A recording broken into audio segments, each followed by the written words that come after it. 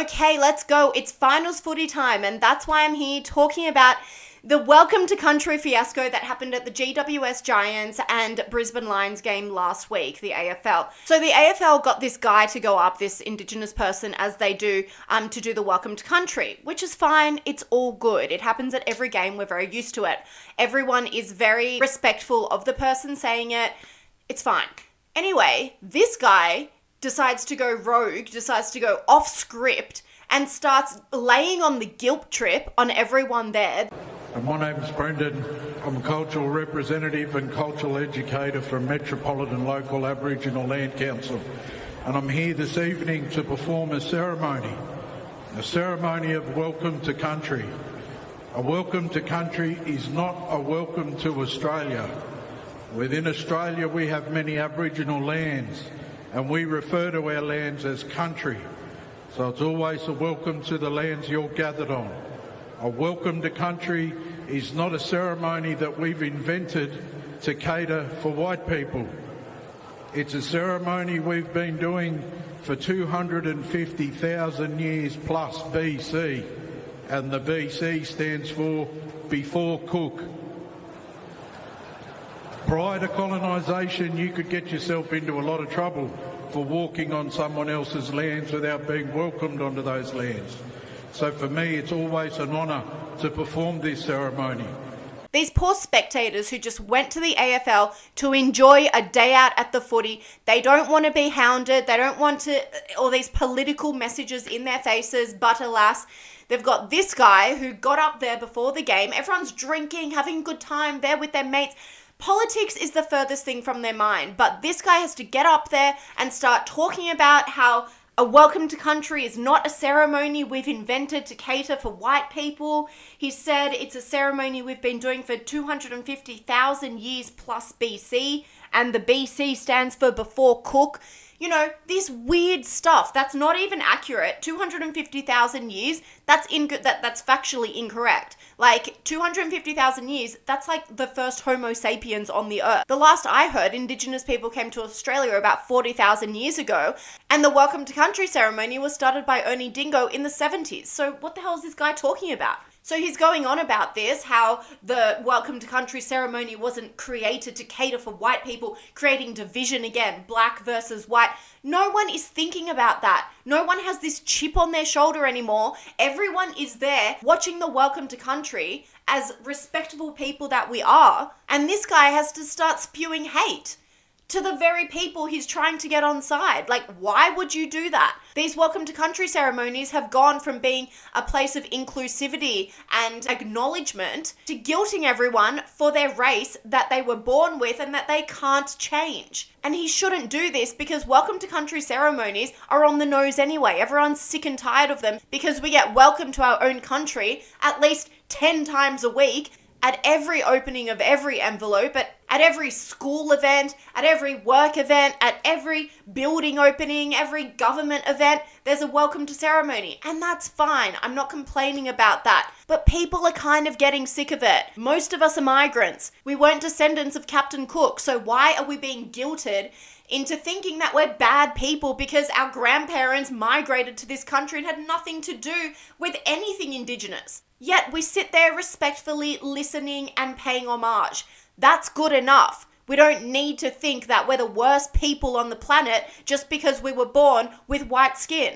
Like, it's unnecessary to have this extreme division. It's almost like they want to create arguments between black and white, between Indigenous and non-Indigenous people, instead of bringing everyone together. And this is the problem that I have with Welcome to Country ceremonies. It's basically saying that you are a foreigner in your own land, in your own country, which couldn't be further from the truth because everyone here has contributed to building this country into what it is today, into the great nation that it is today. And I'm sorry to say this because I know it's not politically correct, but if it wasn't for white people or European people, all of us migrants, all of the Asian immigrants that have come, the country would be stuck in the dark ages. It wouldn't have progressed to where we are today. Now, shouldn't we all be really thankful and grateful and proud of that achievement instead of having this guilt shoved down our throats? Like, oh, we're such terrible people for having progress, for creating this rich, diverse economy, country that welcomes so many new people every year. Like, the nerve of us. I don't want to be welcomed to my own country multiple times a week. It's just unnecessary, and it makes me feel isolated and alone. And that shouldn't be the case. And that's the reason why people are so against all of this. Like, that's why most of us voted that we didn't want it, because there's this air of division and hatred and guilt. There's this really seedy undertone that underpins all of this discussion and this Indigenous agenda, when it could be done so lovingly and graciously and inclusively. Like, we should be pushing for an inclusive Indigenous and white Australia. That's what we should have, instead of trying to divide us and trying to say, okay, Indigenous people are the good ones and white people are the bad ones. You guys should feel really bad and guilty for what you've done to these people. And you're now going to have to pay for that, even though you had nothing to do with it, because you're a 30-year-old chick whose grandparents migrated from Slovakia. But despite all that, you still have to feel bad. You know, no wonder people are resentful towards this whole indoctrination. We haven't done anything wrong. This is our country. We contribute to it. We work. We pay taxes. We contribute to growing it and prospering it. And we shouldn't be made to feel guilty about that. And as I said, I'm in no way against the welcome to country. It's nice to have an acknowledgement of the past, of the original history of the country. But when it's pushed into a political agenda to try and shape policy, or to try and demand reparations, or to push guilt upon groups of people who shouldn't feel guilt about this, that's where I have the problem. Because this is dividing us, it's not uniting us. And the ultimate aim for any country should be uniting its people under the one flag. And we are doing anything but that right now. Because this country and its parliament carries this weird chip on its shoulder, this weird guilt that we can't seem to get over for what happened hundreds of years ago. And I get it, you know, atrocities have happened all over the world throughout history. The human condition, the human history is war, it's famine, it's diabolical circumstances. That's what happened. Australia is in no way unique when it comes to the history of our people. But to keep this guilt going on hundreds of years later, in order to push a political agenda, to get land rights, to get reparations, to get more money and access to services, no, sorry, I don't buy that. I don't buy into that at all. And I especially don't buy into it because they're profiting off this now. These welcome to country ceremonies cost a bomb to put on. The organizations, mostly the government, have to pay every single time an Indigenous person comes out to do a welcome to country ceremony, which is fine. They're doing a job. But do you think they're being paid like $50 an hour? No, not at all. These things are thousands of dollars for a guy to stand there for 1 to 2 minutes and say the welcome to country.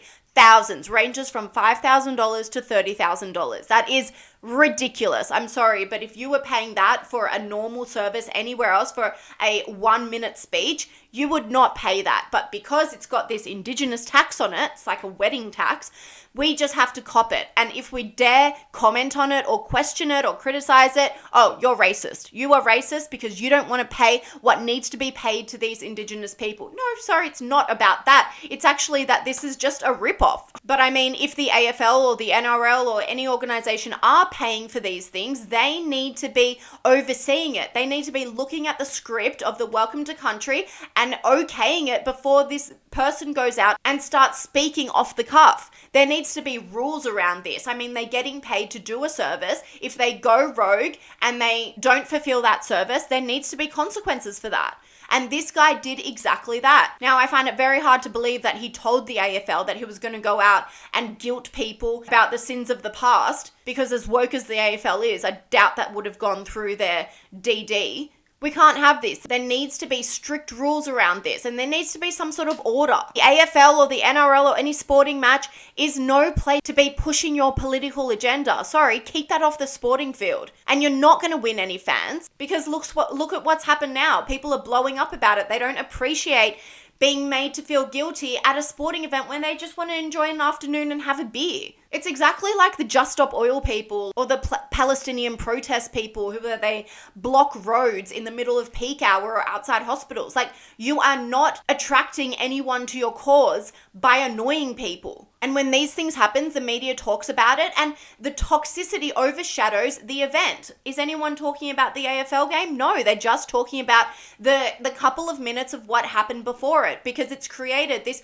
toxic division, and that's what makes the news. The AFL and other sporting organizations need to grow a pair, and they need to make sure that there are strict guidelines around the welcome to country moving forward, because we don't need a repeat of this. We don't need any more division and hate in our society. And this is what really annoys me, is we try so hard. You know, we do the welcome to country ceremony, we pay them really handsomely, we do all of the acknowledgements. We have all these not-for-profit organizations for Indigenous people. We have so many days across the year to acknowledge Indigenous people and celebrate them. And so we should have all that. But it really pisses people off when all of those things, all of those efforts fall on deaf ears and we still get criticized for it. How are you criticizing a people, a nation who are so nurturing and so acknowledging of their past? You know, at what point is it enough? Because I feel like Australia has gone way above and beyond what we should have done and what we could have done to acknowledge Indigenous people.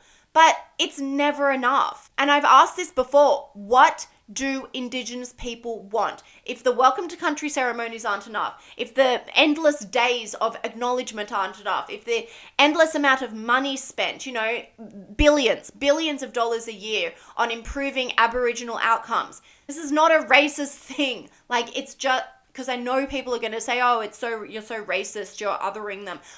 Not at all. I think that this is all a good thing, but there needs to be some acknowledgement that we have come so far and some appreciation that we all want to be one nation that gets along. But it seems like all of the resistance is coming from the other side. So whatever we do as a nation, as a government, it's never going to be enough. And maybe that's the point. Maybe they just want to keep pushing and pushing and pushing and pushing. And there's no end sight. There's no end goal. And when that happens, they just keep getting more and more and more. But at the same time, that does nothing and actually puts the public opinion for this group of people backwards when it shouldn't be, when it should be celebrated. But people get resentful. People get really annoyed when they're made to feel guilty for something that they had no part in, when we're made to apologize for doing things that we never did. So let's just rethink this whole thing. Let's try and be positive and work towards unity rather than hate.